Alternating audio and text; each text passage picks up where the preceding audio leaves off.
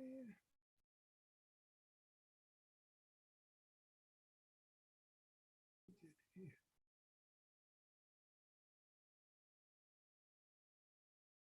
Stopped working to self-determine.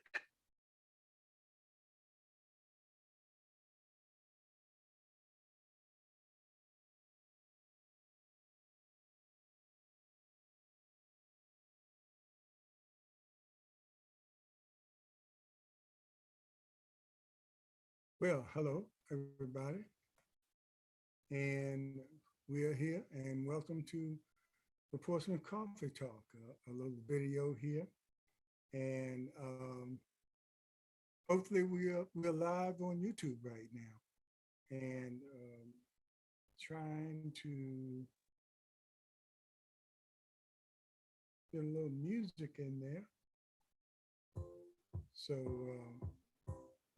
sort of introducing this video a little bit. And of course, my name is James Slim Overton, and I am one of the hosts of Portsmouth Coffee Talk. Excuse me for a minute. Portsmouth Coffee Talk. And of course, we have other co-hosts, Leah Drake Stitt and James. I'm James. And Thomas the Colonel Chapman. And we have a show on the radio and Facebook Live, along with YouTube, every Monday morning, starting at 6:30 a.m. And we want you to join us then. But if you can't, we later show this on our YouTube channel, which you're watching now. But this one hopefully is live to all YouTubers out there. Again, the name is James Slim Overton, and it's just a little promotion for the Portsmouth Coffee Talk show, which we concentrate on our area in Portsmouth, Virginia.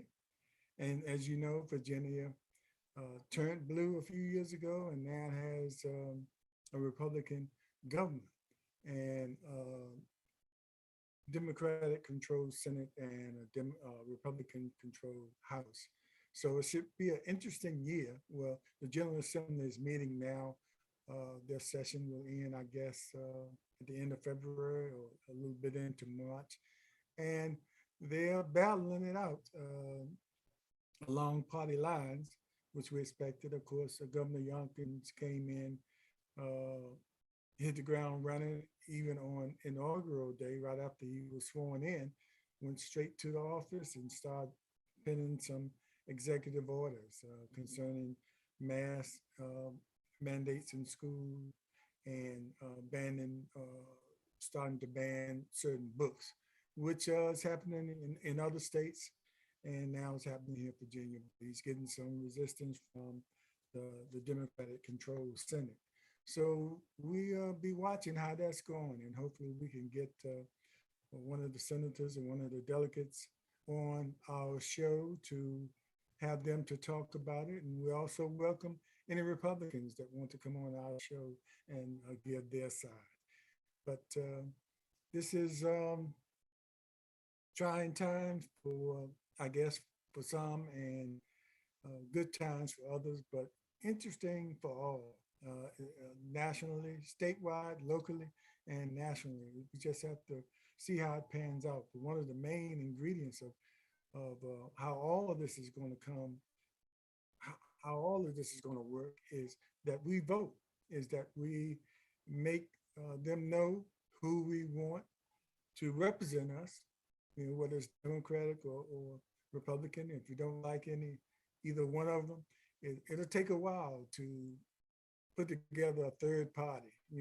People throw that around easily, but it takes a concerted effort and a real commitment to a lot of people to in order to have an effective third party. So we might as well try to look at both parties, the two-party system we have now, and see which one talks your language, so to speak. I happen to be a Democrat, so that's where I'm going to be. And you don't have to like everything the party of your choice does. I mean, you have to hold them accountable as well and challenge them too and take them out if they are not doing what they promised to do. So, but the Republicans, it's just strange to me how some of these efforts are being made as far as voting in a lot of states to make it harder to vote, even in 2022, when we have evolved to the point where we have gotten to the point to make it easier for people to vote. People that have disabilities, people that are older, people that need more time to sort of figure out who they really want to support, or working 2 or 3 jobs and don't have the time to really stand in line to wait to vote. So I just don't understand why the resistance to keep that kind of openness alive. Why? Well, I kind of know why. It's easy to control. The less people you have voting, uh, easier it is to control what you want. And when I say control, I mean control legally. You know, not talking about stealing or anything or doing anything against the law to make sure you win, but keeping people away from the polls has always been a tactic that's been used over the years. Way back uh, in the day when voting intimidation was used to keep certain people, Black folks particularly, from voting. And some people lost their lives even voting when they legally had the right to do so. And it seems like we're going back to those days where you try to restrict the people that are going to vote. Even when it comes down to felons that have paid their debt to society, and a lot of the felons come out and contribute to society through their work and volunteerism, and can do everything but vote. And to make it harder for them to vote is even a travesty. So we're just going to be looking at all that. So this is Black History Month, so we'll be on Portsmouth Coffee Talk, uh, focusing in on some issues on Black history. And this Monday coming up, we'll have the former mayor of the city of Portsmouth, and what he calls himself Citizen Right now, Kenny Wright, who will be on to talk about the history of financial, uh, the history of finances over the years. Talking about neighbor, communities like the Black Wall Street in Tulsa, uh, who had back then created inter-wealth, where they were self-sustained with everything they needed in their community, and it was destroyed. And talk about a little bit about that history over the years, that Black folks know how to accumulate wealth, but even there, it's like the voting has been intimidated to the point where you didn't want to create anything like Tulsa again, because there were other cities as well that were destroyed because of their, what I believe, because of their success. So we're going to talk. We're going to have a discussion about that, and creating generational wealth, which a lot of African American families do, but a lot of them don't. And generational wealth, Kenny will explain what he means by that.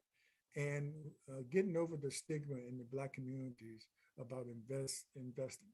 And it might not be so much of a stigma as it is not having the knowledge of how to properly invest, and make sure you have some financial help or people that you trust to educate you on how to invest and what to invest in, and how to watch the stock market and how to move things around. Mutual funds is something that is a good start for people that really are not as knowledgeable about investing, because the mutual funds, and you turn that over to a mutual fund manager, and they move the things around according to the market, and try to keep you from losing anything.